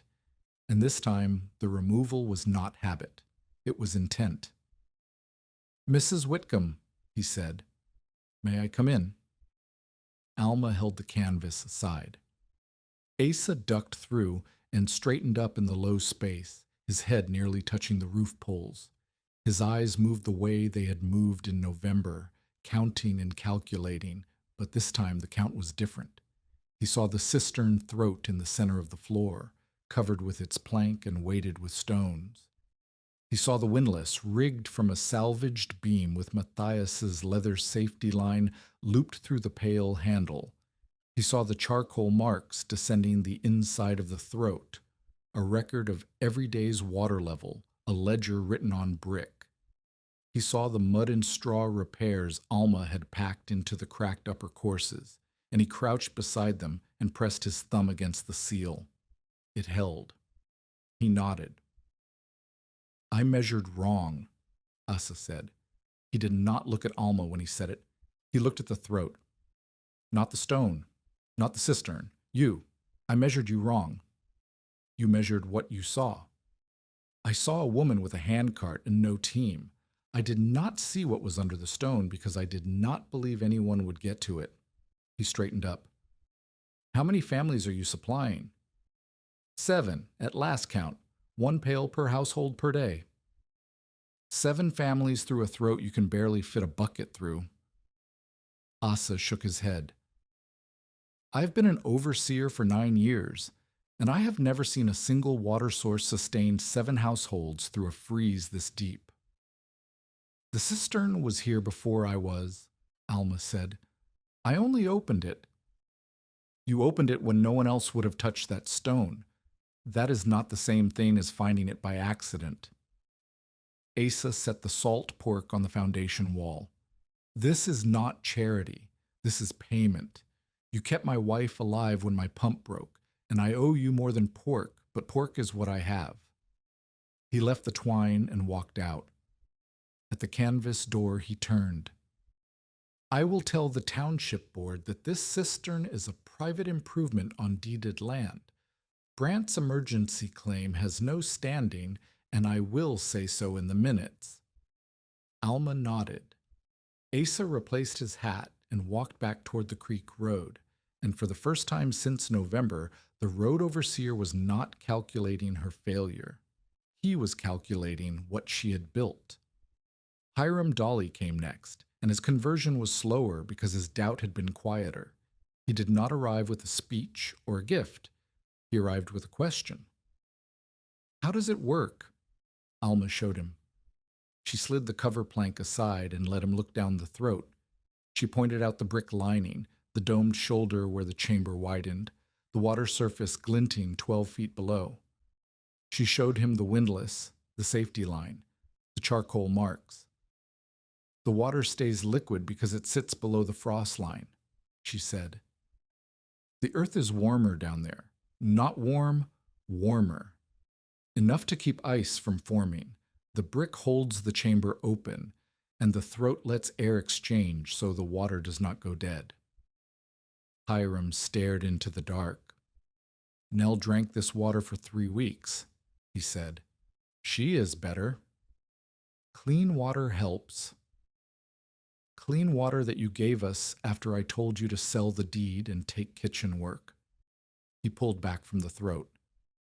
I was not wrong about the difficulty. I was wrong about you. Hiram did not apologize the way Asa had, with formality and a removed hat. He apologized by asking a second question. Can I build one? Alma looked at him. A cistern? On my property, near the barn. The water table is shallow there, 8, 10 feet. If I dig down and line it with brick and cap it the way this one is capped, would it hold? You would need to go below the frost line, 15 feet at least, and the brick needs to be sound, no cracks, no gaps where surface water can seep in dirty. The throat needs a cover and a windlass, and you need to keep animals out. One dead rat in the water, and the whole thing sours. Hiram nodded slowly. He was not a man who absorbed information quickly, but he absorbed it permanently. I will start when the ground thaws. Come back when you're ready to dig. I will show you how Matthias tested the brick. Hiram left. He did not say thank you. He said, Nell wants to visit you, and walked home. That was enough. The community's transformation happened in the specific way that frontier transformations always happen, not through a single moment of collective revelation, but through individual arrivals, one family at a time, each carrying an empty container and leaving with a full one and a piece of knowledge they had not possessed before. The Gregg woman came with her sister from the Ordway property.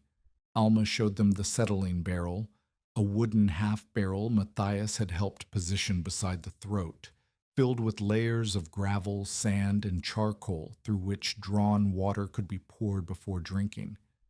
The charcoal caught sediment. The sand caught smaller particles. The gravel kept the sand from packing solid. The system was not perfect, but water that passed through it came out clear and tasted less of the mineral. Where did you learn this? The Gregg woman asked. The man who helped me move the stone. He built cisterns before his back broke. The German? Matthias Rem. He is resting now. Alma did not say what resting meant. Matthias had not left the lean-to in 4 days. His cough had subsided into something worse, a shallow, wet breathing that sounded like cloth tearing, slow and steady, all day and all night. The Schuster family sent their eldest son, 17 and strong enough to be useful. Alma put him to work clearing the old gutter channels she had found along the foundation's north side. Clay pipes, cracked but partially intact, that had once carried roof runoff from the mill into the cistern.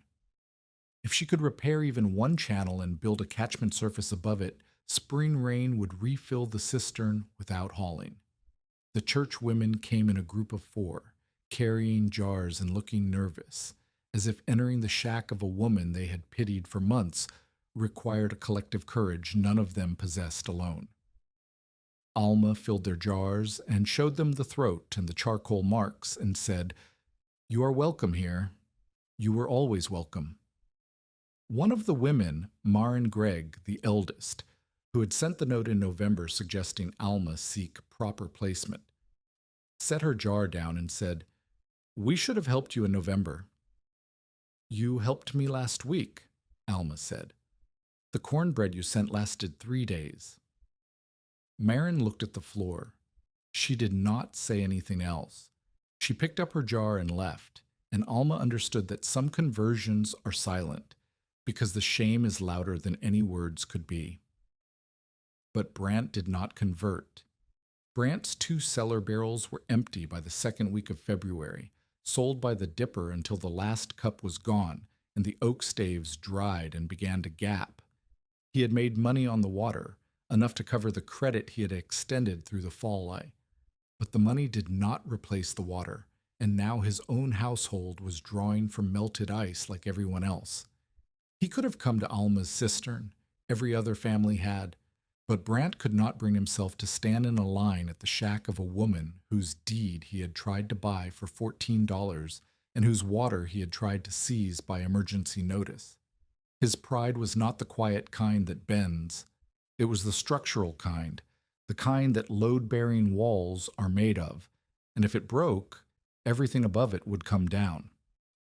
Instead, Brant shifted his attack. He drafted a second document, this one addressed to the county clerk, arguing that the cistern constituted an unlicensed commercial water operation and that Alma Whitcomb was distributing water without a health inspection or township authorization. The document was inventive. It cited ordinances that applied to municipal water systems in St. Paul, not to private cisterns on homestead lots in unincorporated townships. But it carried Brant's signature and the weight of a man who knew how to make paper feel like authority. Asa Phelps intercepted the document at the township meeting in early March. He read it aloud to the 5 men present, 4 farmers and a blacksmith, and then he set it on the table and said, Lucius Brant charged children 5 cents a dipper while Mrs. Whitcomb gave water to 7 families for nothing. If anyone here wants to prosecute the woman who kept us drinking through the black frost, raise your hand. No hand rose. The document was filed and forgotten. Brant received the news from the blacksmith that evening. He said nothing. He went into his store and closed the door, and the settlement heard nothing from him for 6 days. Matthias died on the 14th of March, 1881. The death was not sudden. It had been approaching since January, visible in the shortening of his breath and the lengthening of his silences, in the blood that appeared on his scarf with increasing regularity, and the walks that grew shorter until they stopped. By February, he rarely left the lean-to Alma had built against the east wall of her shack. By early March, he could sit upright for an hour in the morning and an hour in the evening, and spent the time between lying on the pallet Alma had made from salvaged planking and straw, covered with both blankets. She had taken them back from bandage duty and given them to him, wrapping her own hands in strips of canvas instead. He did not stop teaching. From the pallet, he directed Alma's repair of the gutter channels, correcting her slope calculations by ear. The water must fall 1 inch for every 10 feet of run. If you tilt it more, the flow scours the clay. If you tilt it less, the sediment packs and the pipe goes dead. He told her how to mix lime and ash mortar that would set in cold weather if she kept the batch covered and warm against her body before applying it. He told her where to find clay deposits along the creek bank that could be shaped into pipe sections and fired in a shallow pit. He told her about the mill that burned. He told her more than he had told her in January. The mill owner's name was Dreyer.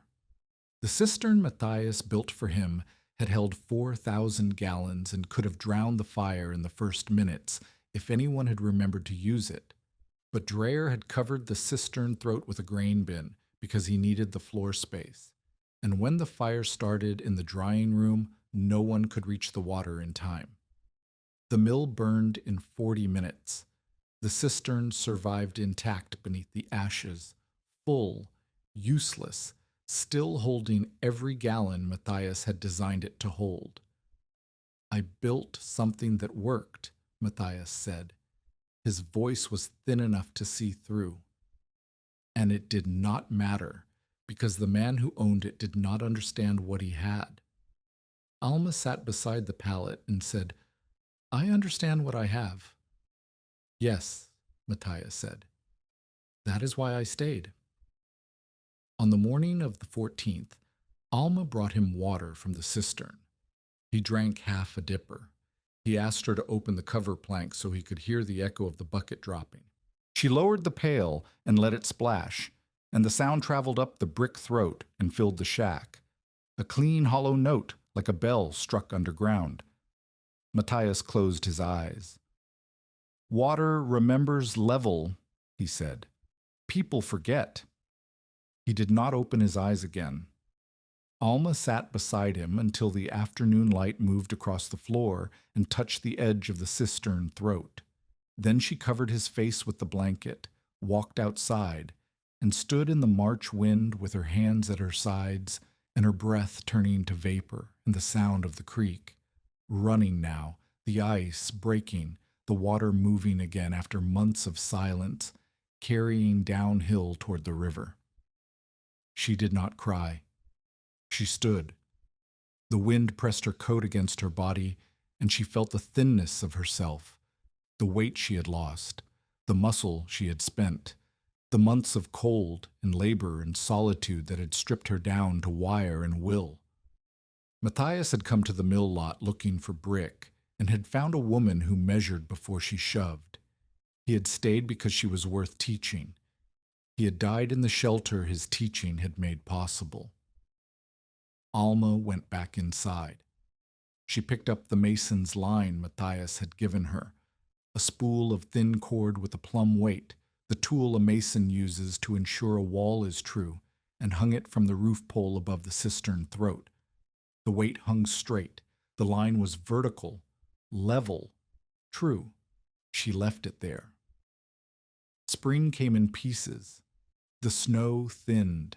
The creek ran brown with melt. The ground softened enough to take a shovel, and the gutter channels Alma had been repairing began to carry water for the first time in 2 years. She watched the first trickle enter the cistern through the north pipe. A thin stream of snowmelt filtered through gravel and sand and marked the charcoal line on the brick.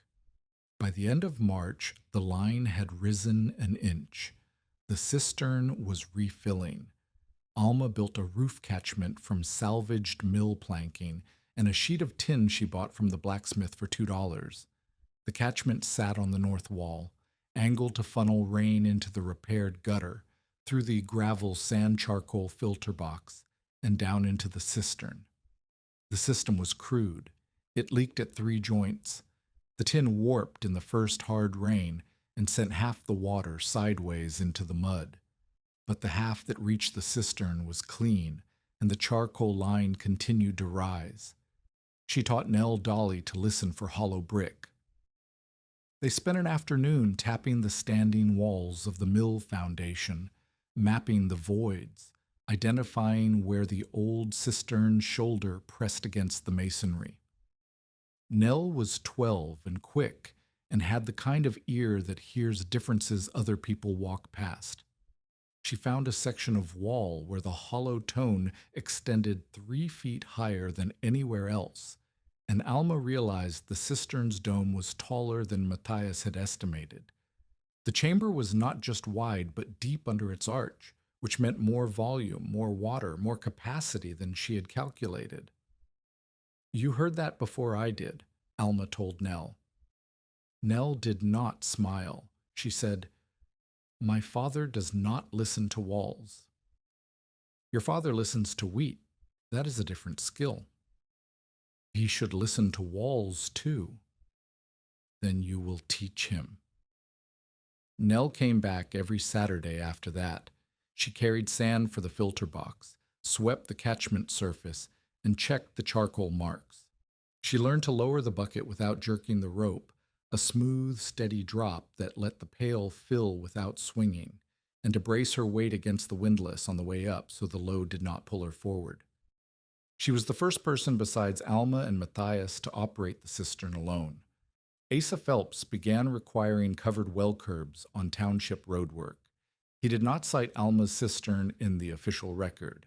He cited observed benefits of protected water storage during the recent freeze and recommended that new wells include A cap or cover sufficient to exclude weather, animal intrusion, and surface contamination. The language was Asa's cautious, bureaucratic, covering his position, but the principle was Alma's, and everyone in the township knew it. Hiram Dolly dug his cistern in April.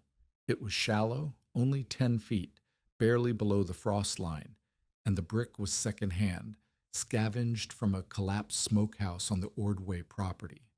But Alma walked his site, tapped his bricks, and showed him how to lay them in overlapping courses so the wall curved inward as it rose, and the dome closed over the chamber without mortar at the crown. The crown brick sat by its own weight, held in place by the compression of the surrounding ring. Matthias had taught her that. She taught Hiram. The cistern filled slowly through the spring rains.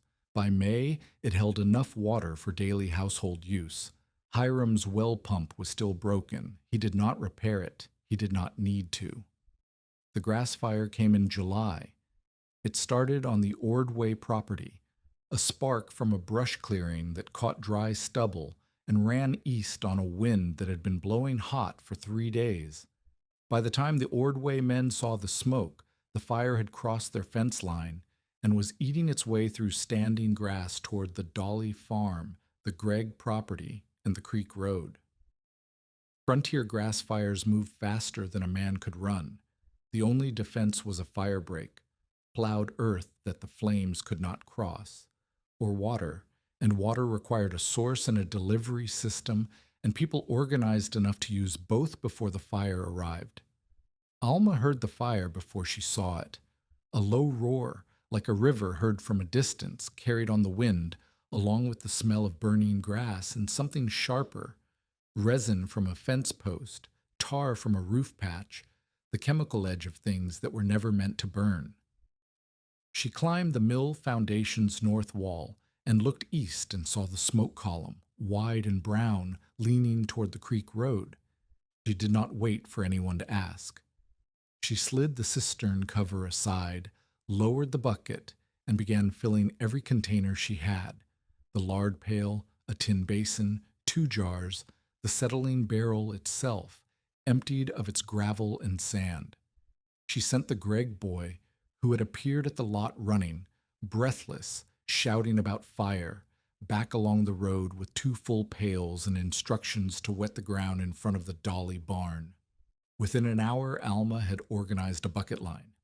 Nell Dolly worked the windlass. The Schuster boy carried pails to the road.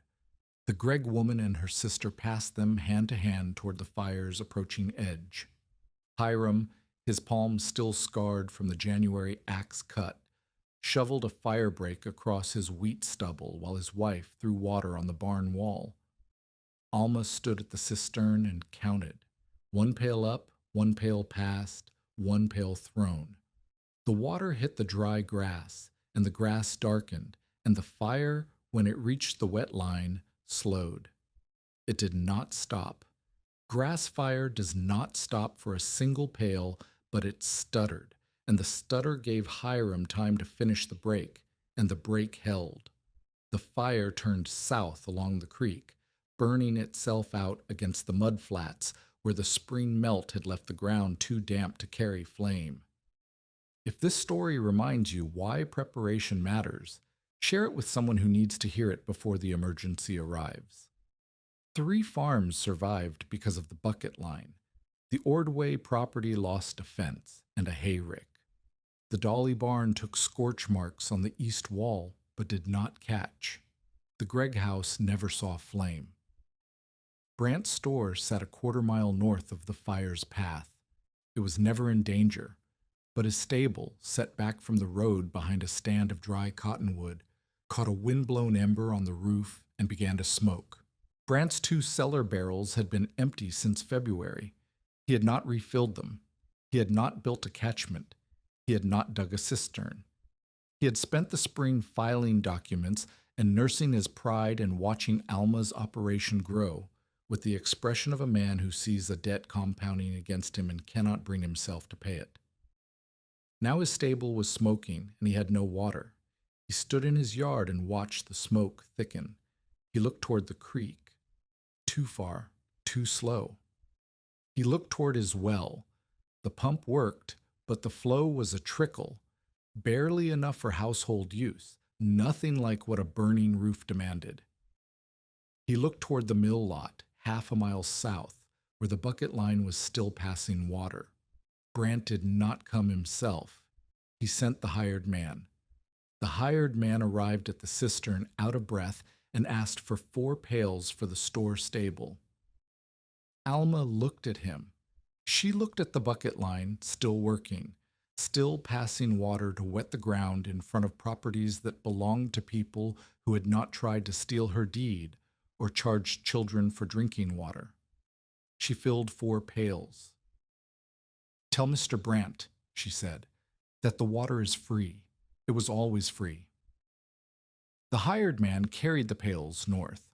The stable roof was wet within 20 minutes. The ember died. The stable survived. Brant did not thank her. He did not send a note. He did not come to the lot. But the hired man told the Gregg boy, and the Gregg boy told Nell, and Nell told Alma that when Brant received the pails, he set them down in his yard and stood looking at them for a long time without speaking, and then he went inside and closed the door. The fire was the second test, and the cistern passed it the way it had passed the first. Not by miracle, not by abundance, but by being there, below the frost, below the flame, below the level where the world's crises could reach it. Alma had not built it. She had uncovered it. But uncovering it had required moving 500 pounds of stone with a hickory rail, and maintaining it had required learning from a dying man, and sharing it had required a kind of stubbornness that the settlement had mistaken for pride and now recognized as something closer to principle. The bucket line disbanded as the fire smoke cleared. Nell coiled the rope. The Schuster boy returned the empty pails. Alma slid the cover plank back over the throat and sat on the millstone, which still lay beside the shack's entrance, too heavy to move far, a permanent marker of the door it had once blocked, and watched the sun go down through a haze of smoke and dust. And she thought about Matthias, who had built a cistern for a man who covered it with a grain bin. And she thought about how different it was to build something for someone who understood its value. The charcoal line inside the throat had dropped 3 inches during the fire. By the end of the week, rain refilled it to within half an inch of its spring high. The cistern held. It always held. That was the lesson Matthias had tried to teach, and Alma had learned by living. Water below grade does not panic. It does not rush. It does not respond to fire or frost or the opinions of men on horseback. It sits at the level the earth gives it, and it waits for someone patient enough to reach it. But patience was not the only thing Alma needed now. The fire had proven that one cistern and one woman could sustain a valley in crisis. It had also proven that one cistern and one woman could not do it forever. She needed more hands. She needed more structure. She needed the thing she had never asked for and never expected: a partner. Chunk 4 continues. Daniel White arrived in Cottonwood Creek in August of 1881, driving a wagon loaded with barrel staves, hoop iron, and a lathe he had built himself from ash and salvaged hardware. He was 61, widowed 3 years, and he had left his cooperage in Winona County because the railroad had moved the freight depot and his customers had followed it. He was not starting over. He was finishing somewhere new. He stopped at Brant's store for salt and nails and heard the story within 5 minutes. Everyone in Cottonwood Creek told the story now. The widow, the stone, the cistern, the black frost.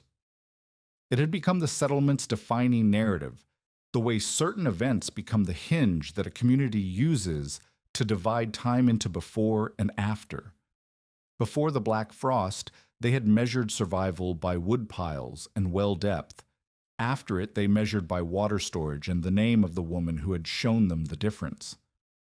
Brant told the story with the fewest words and the most acid. Mrs. Whitcomb found a hole in the ground, and now she thinks she is the Township Water Commission. He set Daniel's nails on the counter and added, "She's not wrong about the water. She's wrong about everything else." Daniel paid for the nails and drove south on the creek road. He found Alma on the roof of the shack, replacing a section of tin catchment that had warped in the July heat. She was kneeling on the planking with a hammer and a strip of flattened iron, tacking the tin down against the wind. Her hands were scarred. Her hair was gray and cut short because long hair caught in the windlass rope. She did not look up when the wagon stopped. "Mrs. Whitcomb, I am busy." "I can see that. Your catchment is angled wrong. The water will pool at the seam instead of running to the gutter." Alma looked down. She looked at the catchment. She looked at the man in the wagon, lean, white-haired, with hands that were broad across the palm in the way that hands become broad from shaping wood on a lathe for 40 years. She looked at the angle of the tin. "The seam is pitched 1 inch per foot," she said.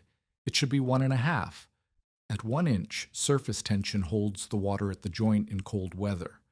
By October, you will have an ice dam at every seam and your catchment will back up." Alma set down the hammer.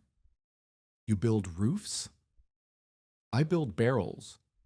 But a barrel is a roof that holds water inside instead of shedding it outside, and the joints work the same way." "What is your name?" "Daniel White. I am a cooper. I came from Winona County, and I need a place to set up a lathe and a source of clean water for soaking staves. I was told you have the only reliable water in the valley." "I have the only cistern. The water belongs to the cistern." "Then I would like to make an arrangement with the cistern." Alma studied him for 5 seconds. He did not shift under the look. He did not fill the silence with pleasantries or credentials. He waited, the way wood waits for the tool, not passive but ready. "Park your wagon behind the east wall," she said. "You can draw 1 pail per day for soaking. In exchange, you will fix my catchment seams and build me 6 barrel staves for a new settling tub. The current one leaks." "The current one leaks because it is not a barrel. It is a half barrel with no compression ring. The staves are drying out and gapping." "Then you understand the problem." "I understand the problem." Daniel parked the wagon. By the end of the first day, he had adjusted the catchment angle, sealed 2 joints with pine pitch, and identified the reason the settling tub leaked. The bottom stave had warped because it sat directly on the stone foundation, which wicked moisture upward and then released it unevenly as the sun moved. He shimmed the tub with a ring of cedar offcuts and tightened the hoop with a mallet, and the leak stopped. Alma watched him work the way Matthias had watched her work, not for charity, not for entertainment, but for competence. Daniel did not ask permission before fixing things. He did not explain his reasoning unless asked. He saw a problem, assessed the solution, and executed it with the economy of a man who had shaped 10,000 barrels and knew that every unnecessary stroke was a stroke wasted. She did not trust him.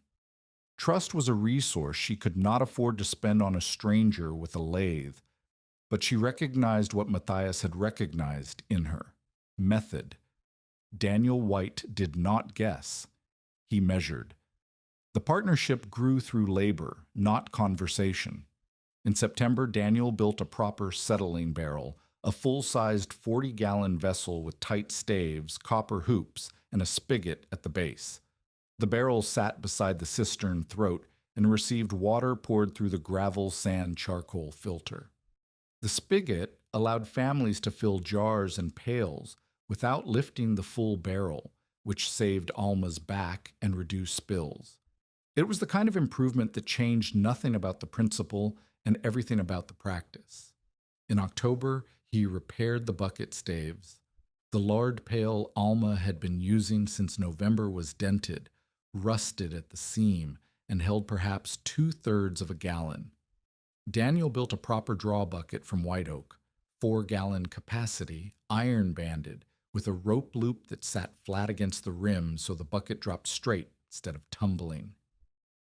The first time Alma lowered the new bucket, it sank clean and came up full, and the difference in weight told her what she had been losing to the old pail's leaks, nearly a gallon per draw.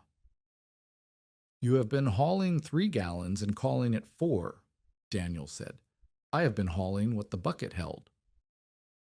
"The bucket held less than you thought. That is the cost of bad cooperage." "The cost of bad cooperage is a sore back and short water."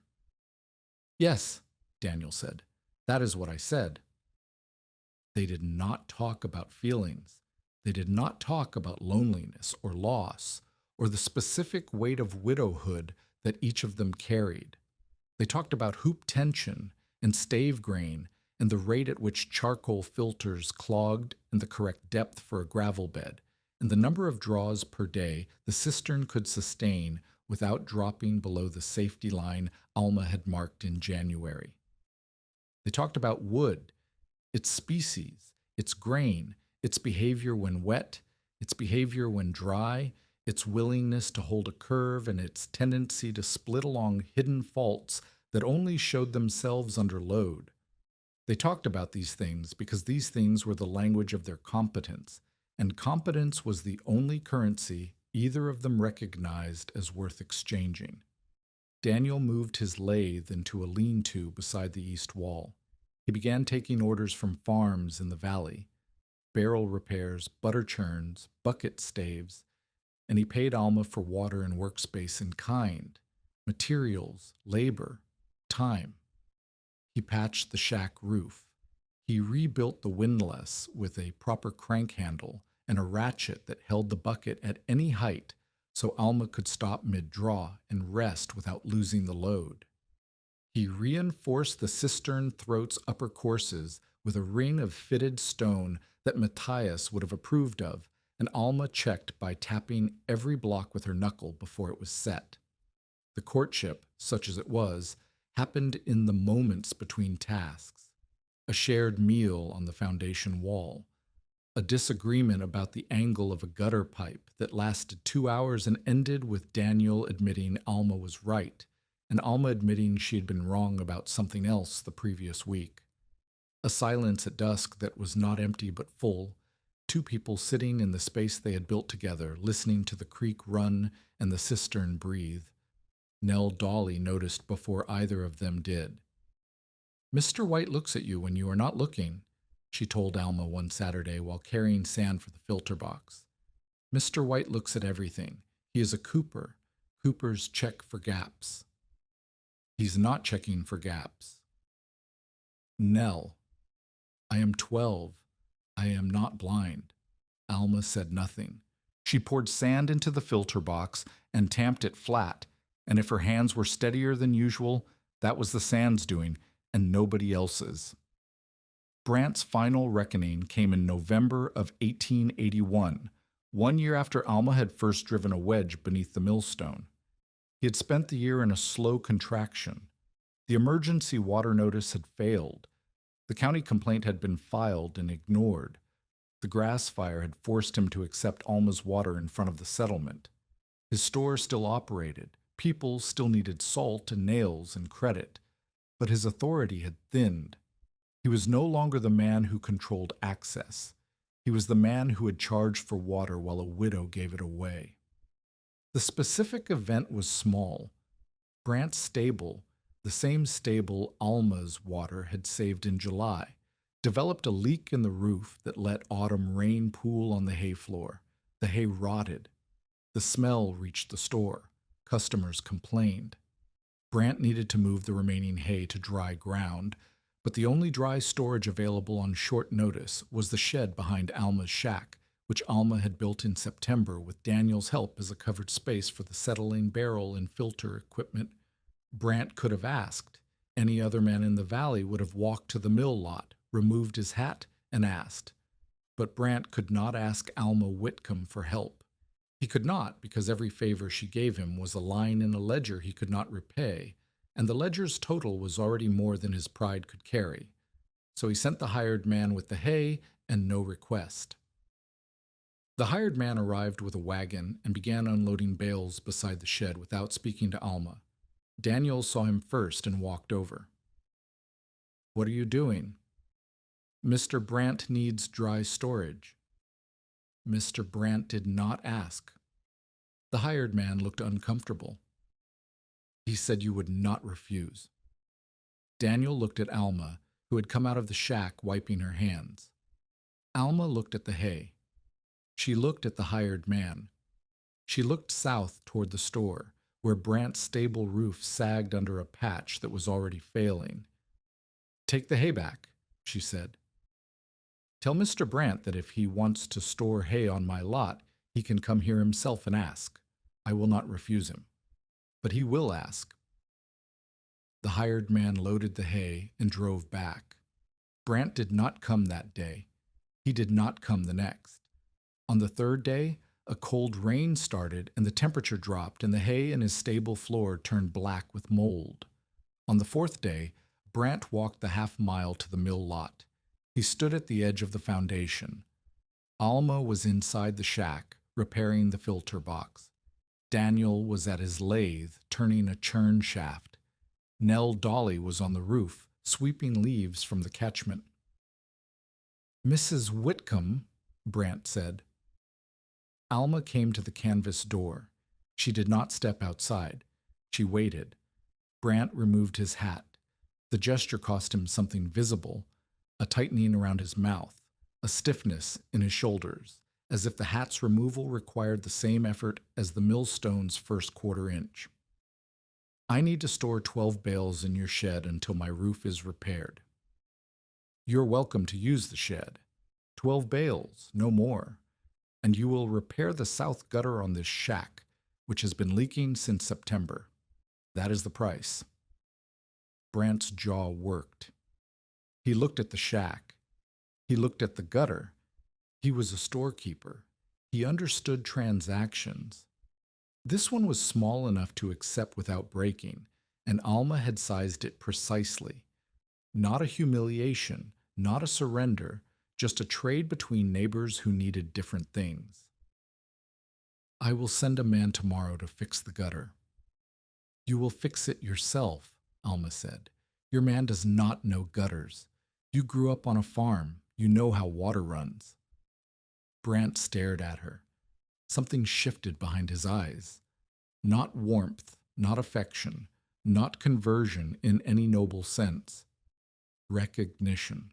The same recognition that Matthias had shown when he watched Alma place the fulcrum.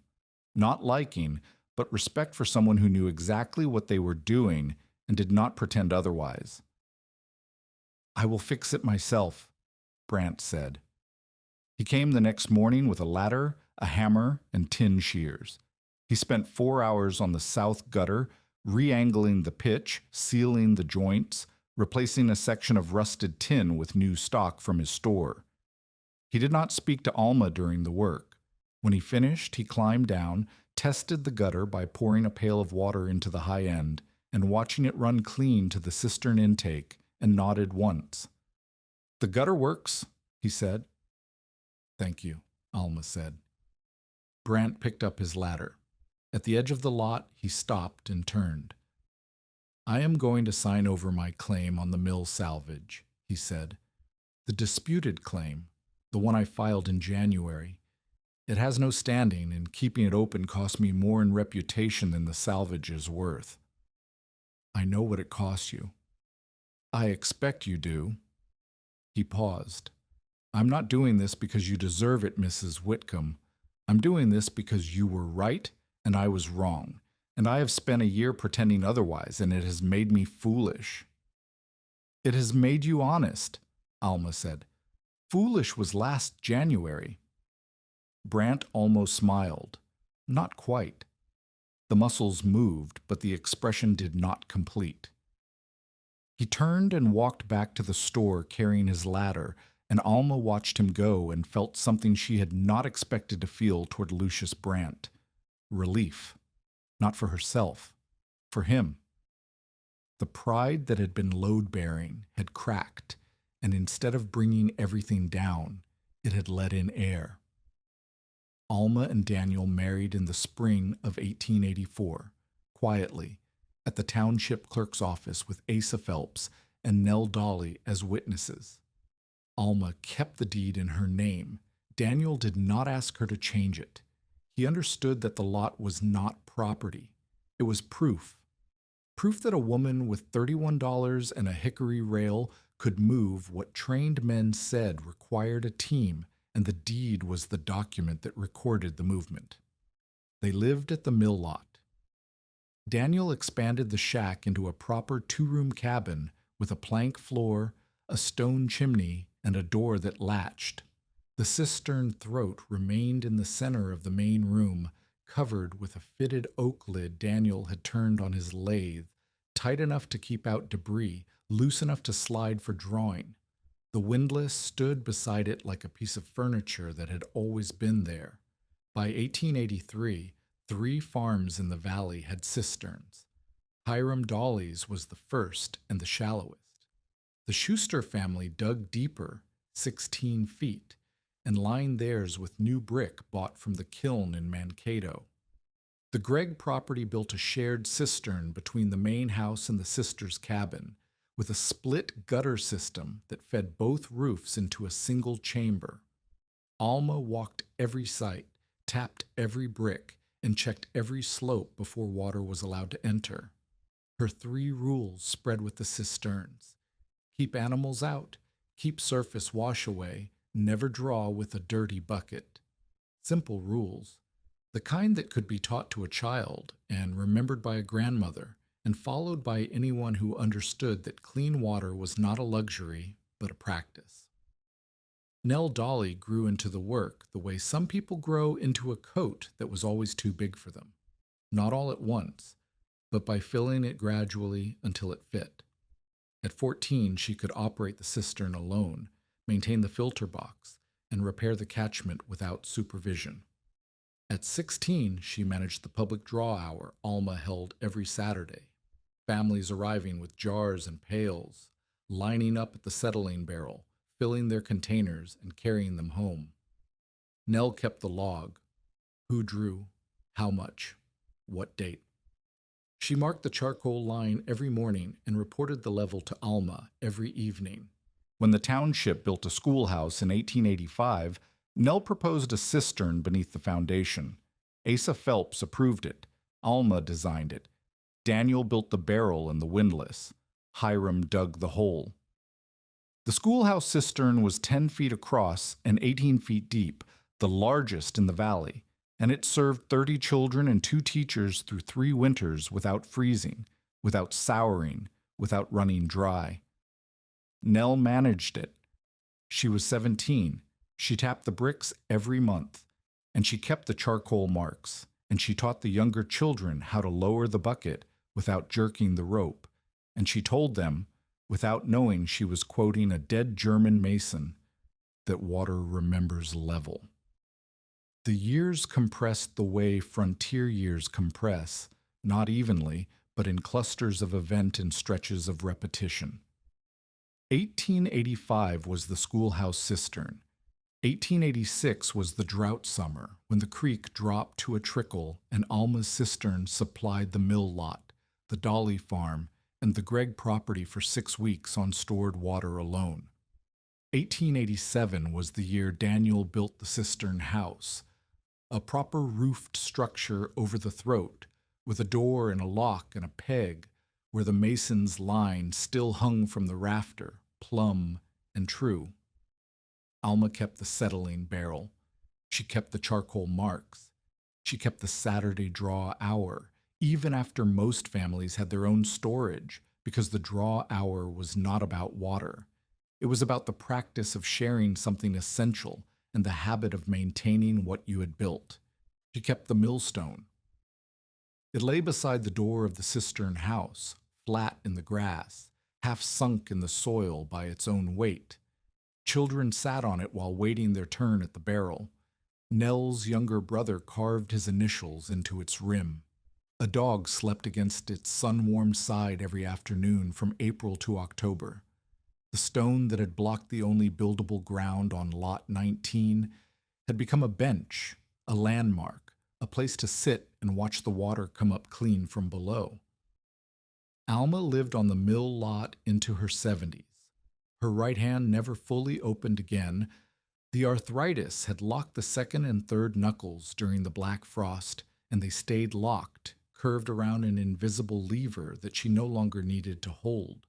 She wore the scars on her left palm without comment. She walked the cistern's edge every morning, tapped the upper courses with Matthias's mason's hammer, and listened for the tone that told her the brick was sound. Daniel died in 1892 of a stroke that took him between one breath and the next while he was turning a stave on his lathe.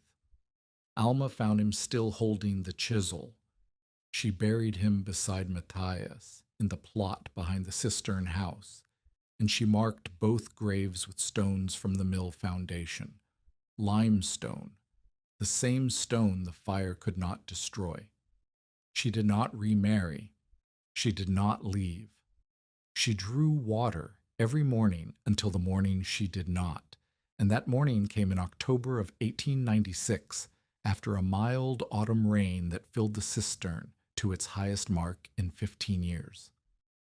She died in the cabin with the cistern breathing warm air through the oak lid and the mason's line hanging true from the rafter and the sound of the creek running south toward the river, carrying water the way it always had, indifferent to the woman who had learned to keep it still.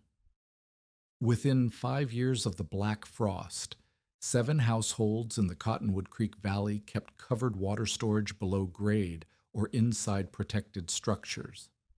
Brick rings rose from the earth on 3 farms.